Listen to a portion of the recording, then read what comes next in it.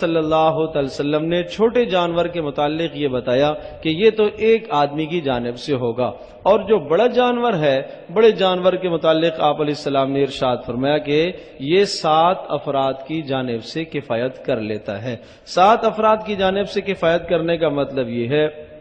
کہ اگر 7 اس میں شرکا ہو جاتے ہیں تو ٹھیک ہے، وہ 7 قربانیاں سمجھی جائیں گی، لیکن اگر ایک آدمی بڑے جانور کو سارا اپنی جانب سے کرتا ہے تو بھی اسے اجازت ہے، 2 آدمی مل کے کر لیتے ہیں تو بھی اجازت ہے، 3 آدمی مل کے کر لیتے ہیں تو بھی درست ہے، لیکن 7ویں حصے سے کم اگر کسی کا حصہ ہوگا تو اس کی قربانی جائز نہیں ہوگی۔ پھر آپ کے ساتھ جو شرکا 7 ہیں، ان 7 شرکاء کے لیے یہ بھی ضروری ہے کہ سب کا مال حلال طیب پاکیزہ مال ہو۔ آپ کو تفتیش کرنے کی اجازت نہیں ہے، آپ اس کے مکلف نہیں ہیں کہ آپ اس سے پوچھیں کہ آپ کا کیا کاروبار، کیا روزگار ہے۔ اگر آپ کو معلوم ہے کہ اس کی آمدنی حرام ہے تو پھر اس آدمی کو آپ اگر اپنے